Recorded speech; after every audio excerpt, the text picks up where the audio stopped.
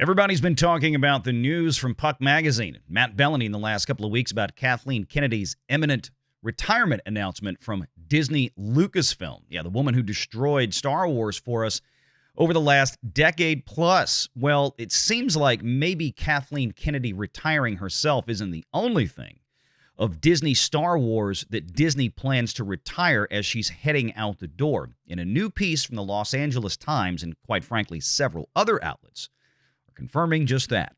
Let's get into it.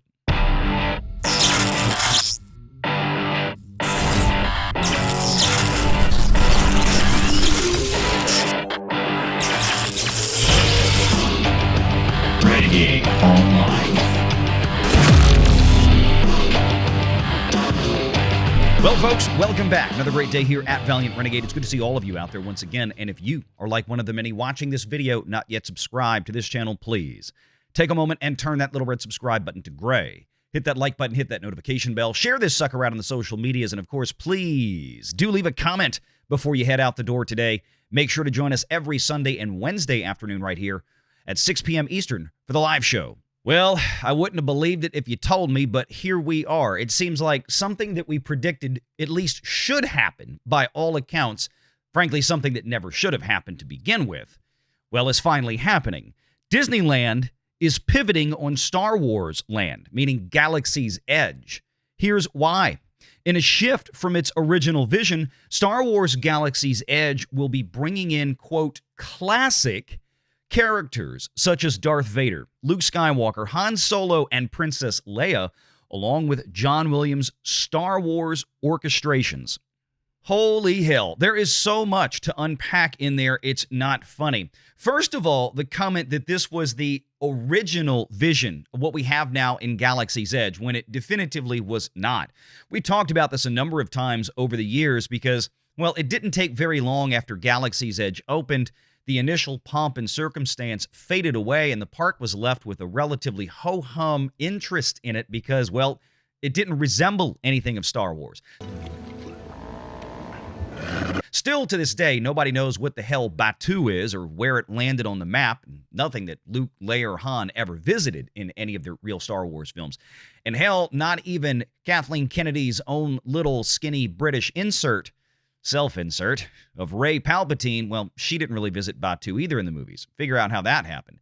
No, the original plans for the park from the Disney Imagineers following the 2012 $4 billion purchase involving Bob Iger and George Lucas. No, they wanted to build a Galaxy's Edge or a Star Wars land at Disney World and Disneyland that resembled things like, you know, Tatooine or Hoth or even Endor with little Ewoks running around. No, none of that, because Kathleen Kennedy stopped all that at the last minute from a number of sources we've heard over the years and had the plans redone to famously feature, well, things in new Kathleen Kennedy Disney Star Wars. Again, except none of them ever actually made it to the movies. And apart from that, they're bringing in all of those classic characters. Darth Vader, Luke Skywalker, Han Solo, Princess. Where were these characters from the get-go? Again, this was something that was pushed to be eliminated from Star Wars, especially in a $2 billion capital investment by Disney to build out two of these parks, to eliminate Star Wars from, well, Star Wars, and just leave us with Brand X, Walmart, Great Value Star Wars, or Space Conflict, or whatever it is in the Disney parks. And don't even get me started walking through Galaxy's Edge and not having any of the classic John Williams Star Wars themes playing. My God, you can't set 2 feet into any different area of Universal Studios right down the street and not hear some John Williams music. Especially in Jurassic Park and Jurassic World, they have at Islands of Adventure. When you walk into the Marvel-themed land, you hear a lot of the Marvel classic-themed music. There's so much immersion in places like that, it really makes you scratch your head and wonder what the hell were they thinking in Star Wars land at Disney, who actually owns Star Wars, and then decided not to use any of the music that would absolutely immerse the guests in the experience. I love this. The move may be an acknowledgement that theme park visitors crave familiarity over interactive, play-focused experiences. What the hell what does that even mean? Of course, visitors, when they go to a Star Wars park, expected to see, I don't know, Star Wars. Disneyland's Star Wars Galaxy's Edge is turning back the clock. In a shift from its original ambitions, the land will no longer primarily be set in the time period of the recent Star Wars sequels. That means modern villain Kylo Ren will be out, at least as a walk-around character, while so-called classic characters such as Darth Vader, Luke Skywalker, Han Solo, and Princess Leia Organa will make their way into the fictional galactic town of Black Spire Outpost. Again, a lot to unpack. Realize that this is strictly Disneyland. We're talking about California right now, but don't for a minute think that Orlando isn't next up to bat here. They're absolutely on deck, and I'm sure what they're doing right now is test piloting this out in California before they make the change in Orlando. Think about this for a moment. If you are Bob Chapek, when Bob Chapek was still there running the parks, before the whole mess between him and Iger, and then succeeded by a guy like Josh D'Amaro, who's currently in control of the parks, and I think the front runner to take over Bob Iger's position as CEO of Disney, it seems to make the most sense if they're going to go with somebody internally.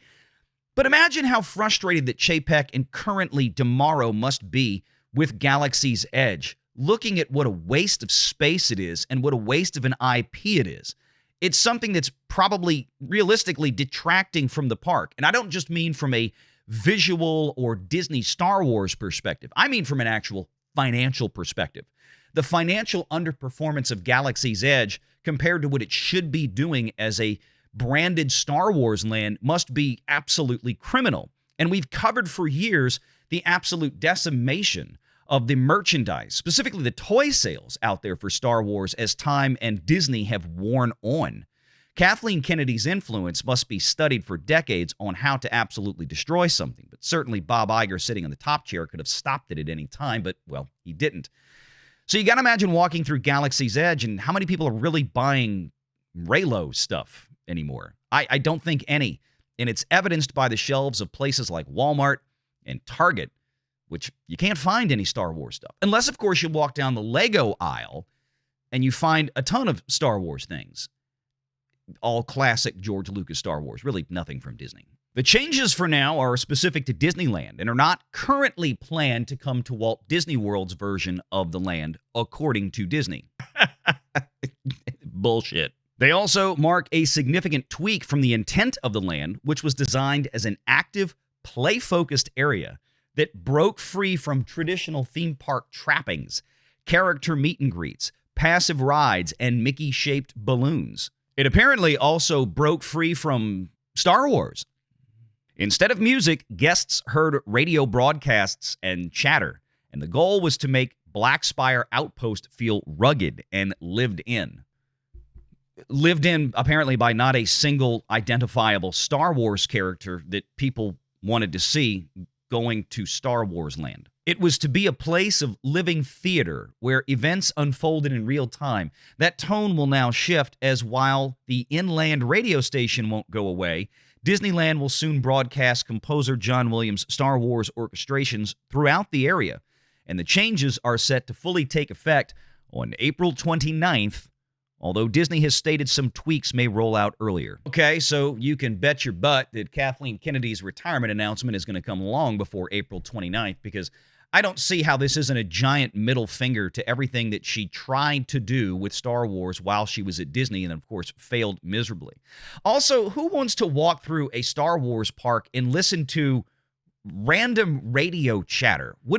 It seems to work in every other park they've ever done. It seems to work fine, again, in Jurassic World, in Universal Studios right down the street. It seems to work fine if you go to Dr. Seuss Land, or hell, even a lot of the individual lands in Disney World itself where you walk into an area and you're fully immersed in that IP or whatever it may be. Why change the game for Star Wars? Why try to reinvent the wheel? Why try to deviate or pivot away from things that are fine? You know, there's an old expression, if it ain't broke, don't fix it. But Disney has never seemed to have learned this lesson ever, and especially when it comes to Star Wars. The character of Rey, Mary Sue, was introduced in The Force Awakens, will still appear in the land. Yay! Although she'll now be relegated to the forest-like area near the attraction Star Wars Rise of the Resistance. While the latter is due for refurbishment beginning January 20th, park representatives said it's routine maintenance and no changes are planned for the land's showcase ride, which will still feature Kylo in the First Order. Let me tell you, I don't think they're going to be totally redoing this ride come January 20th, and this probably is routine maintenance. I mean, famously, this ride breaks down quite often. But you can absolutely bet your butt that Disney Imagineers and the engineers right now that work on these kind of rides are absolutely, if not already finished, well underway of planning a full reskin of this ride. Guests will also soon be able to find the Kylo Ren character at the meet and greet in Tomorrowland. Other personalities previously introduced to Galaxy's Edge, including Chewbacca, Ahsoka Tano, the Mandalorian and Grogu, and droid R2-D2 will still be featured in the land. Again, the Walt Disney Company, Kathleen Kennedy, they went out of their way to reject original Star Wars IP, and it failed, exactly as you would expect that it failed, even to the point of not having original Star Wars scores from John Williams playing in the park. Couldn't have that either. Now, finally, it's coming to fruition. 14 years after Disney bought it. I mean, to me, this is unfathomable. It just goes to show you the amount of influence, sick as it is, that somebody like Kathleen Kennedy had over this IP and the Walt Disney Company and Bob Iger. And thank God she is leaving this year. Now, again, I don't think this is going to save Star Wars long term. I don't think the TV shows or the movies are suddenly going to get markedly better. I don't think that Disney is suddenly going to turn around and produce a film or a TV show that erases or memory holes or retcons whatever Disney damage has been done to Star Wars. I don't think they're going to get rid of anything because that's not how Disney operates. But how they do operate is exactly as I've told you for years and what we're seeing here today. And that is this. Quietly, slowly, over the cover of darkness in the dead of night, that Walt Disney will try to erase their mistakes, hoping that you forget they ever made them in the first place. A full reskin of this park will eventually be on the table, and I can promise you that if Josh D'Amaro is named the CEO of the Walt Disney Company, and he then controls the purse strings in a far greater capacity than he does now, I think one of the first things that Josh is going to look at is how much is it going to cost, of course, if he doesn't already know, and the Imagineers don't already know. How much is it going to cost to reskin Galaxy's Edge, both in Orlando and in California completely? Not just adding in characters, but rebranding the lands as they were allegedly originally intended to be. Again, Tatooine, Hoth, and Endor. And how much is it going to cost to change the ride, Rise of the Resistance? You can leave the track alone, but change the themology inside of it.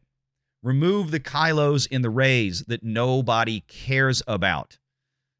Put back in Luke, Han, and Leia like it should have been from day one. Make sure you're subscribed to Valiant Renegade and join us every Sunday at 6 p.m. Eastern for the live show.